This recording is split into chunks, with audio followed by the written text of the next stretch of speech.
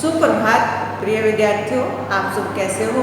उम्मीद करती हूँ कि आप सब स्वस्थ होंगे और मन लगाकर पढ़ रहे होंगे।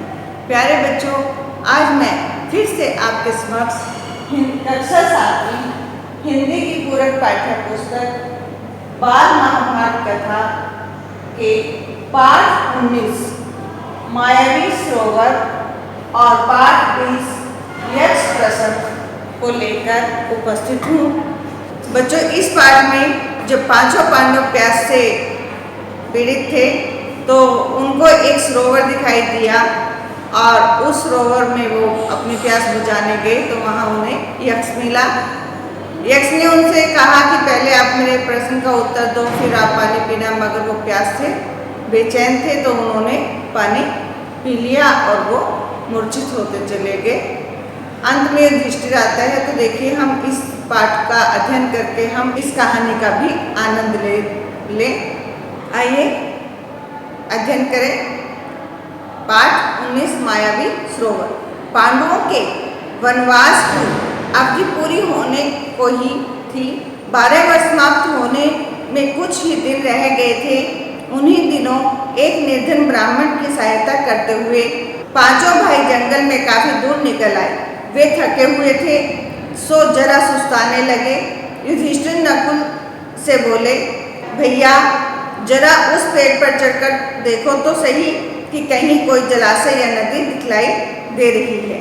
नकुल ने पेड़ पर चढ़कर देखा और उतरकर कहा कि कुछ दूरी पर ऐसे पौधे दिखाई दे रहे हैं जो पानी के नजदीक ही उगते हैं।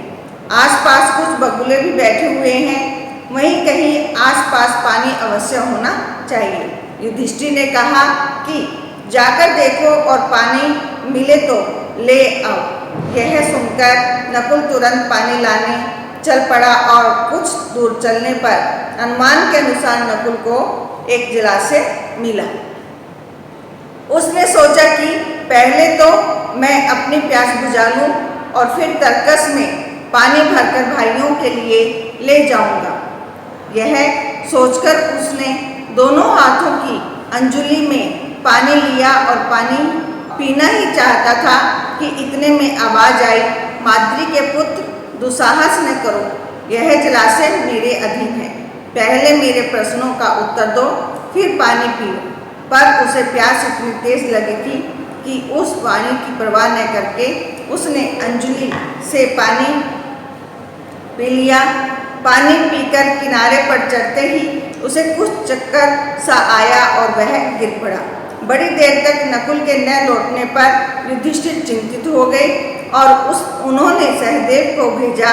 सहदेव जलाशय के नजदीक पहुंचा तो नकुल को जमीन पर पड़ा हुआ देखा, पर उसे भी प्यास इतनी तेज लगी थी कि वह कुछ ज्यादा सोच न सका।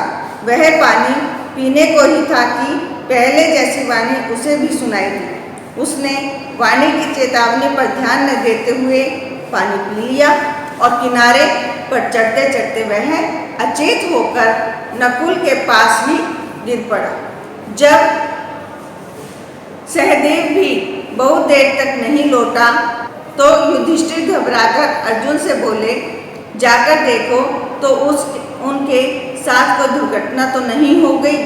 अर्जुन बड़ी तेजी से चला। तालाब के किनारे पर दोनों भाइयों को उसने मृत पड़े हुए देखा तो वह चौंक उठा। वह नहीं समझ पाया कि इनकी मृत्यु का क्या कारण है। यह सोचते हुए अर्जुन भी पानी पीने के लिए जलाशय में उतरा कि तभी उसे भी वही वाणी सुनाई दी, अर्जुन मेरे प्रश्नों का उत्तर देने के बाद ही प्यास बुझा सकते हो। यह तालाब मेरा है, मेरी बात नहीं मानोगे तो तुम्हारी भी वही गति होगी जो तुम्हारे 2 भाइयों की हुई है। अर्जुन यह सुनकर गुस्से से भर गया। उसने बाण छोड़ने शुरू कर दिए। जिधर से आवाज सुनाई दी थी उसी और निशाना लगाकर वह तीर चलाता रहा, किंतु उन बाणों का कोई असर नहीं हुआ। अपने बाणों को बेकार होते देखकर अर्जुन के क्रोध की सीमा न रही। उसने सोचा, पहले अपनी प्यास तो बुझा ही लूं, फिर लड़ लिया जाएगा। यह सोचकर अर्जुन ने जलाशय में उतरकर पानी पी लिया और किनारे आते आते चारों खाने चित होकर गिर पड़ा। वह भी अपने भाइयों की तरह गिर पड़ा।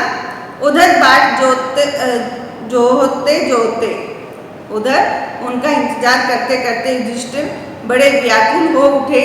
भीमसेन से चिंतित स्वर में बोले, भैया भीमसेन, देखो तो अर्जुन भी नहीं लौटा। जरा तुम ही जाकर तलाश करो कि तीनों भाइयों को क्या हो गया है। युधिष्ठिर की आज्ञा मानकर भीमसेन तेजी से जलाशय की ओर बढ़ा। तालाब के किनारे पर देखा कि तीनों भाई मरे से पड़े हुए हैं। सोचा यह किसी यक्ष की करतूत मालूम होती है, जरा पानी पी लूं फिर देखता हूँ। यह सोचकर भीमसेन तालाब में उतरना ही चाहता था कि फिर वही आवाज आई, मुझे रोकने वाला तू कौन होता है। कहता हुआ भीमसेन बेधड़क तालाब में उतर गया और पानी भी पी लिया। पानी पीते ही अपने भाइयों की तरह वह भी ढेर हो गया, वहीं पर गिर गया मूर्छित होकर। उधर युधिष्ठिर अकेले बैठे घबराने लगे और सोचने लगे कि बड़े आश्चर्य की बात है। आश्चर्य की बात अर्थात हैरानी की बात है कि कोई भी अब तक नहीं लौटा। आखिर भाइयों को हो क्या गया? क्या कारण है कि अभी तक वे लौटे नहीं? जल की खोज में वे जंगल में इधर उधर भटक तो नहीं गए? मैं ही चलकर देखूं कि क्या बात है। तो बच्चों, इस तरह इस मायावी तालाब में पानी पीने से वो सारे भाई धराशायी हो गए। अब आगे युधिष्ठिर वहाँ जाएंगे और यक्ष उसी तरह से आवाज आएगी और फिर यक्ष के प्रश्नों का उत्तर युधिष्ठिर ही देंगे। आगे के पाठ में देखते हैं। आइए अब पाठ नंबर 20 को करते हैं कि किस प्रकार यक्ष के प्रश्नों का उत्तर युधिष्ठिर देते हैं। इसमें वो वर्णन किया जाएगा। आइए अध्ययन करें। युधिष्ठिर उसी विषैले तालाब के पास जा पहुँचे जिसका जल पीकर उनके चारों भाई मृत से पड़े हुए थे। यह देखकर युधिष्ठिर चौंक पड़े। असह्य जो सहन करने योग्य न हो, शोक के कारण उनकी आंखों से आंसू बह चले। कुछ देर यूं विलाप करने के बाद युधिष्ठिर ने जरा ध्यान से भाइयों के शरीर को देखा और अपने आप से कहने लगे, यह तो कोई माया जाल सा लगता है। आसपास जमीन पर किसी शत्रु के पांव के निशान भी तो नजर नहीं आ रहे। हो सकता है कि यह भी दुर्योधन का ही कोई षड्यंत्र हो। संभव है पानी में विष मिला हो। सोचते सोचते युधिष्ठिर भी प्यास से प्रेरित होकर तालाब में उतरने लगे। इतने में वही वाणी सुनाई दी। युधिष्ठिर ने ताड़ लिया कि कोई यक्ष बोल रहा है। उन्होंने बात मान ली और बोले, आप प्रश्न कर सकते हैं।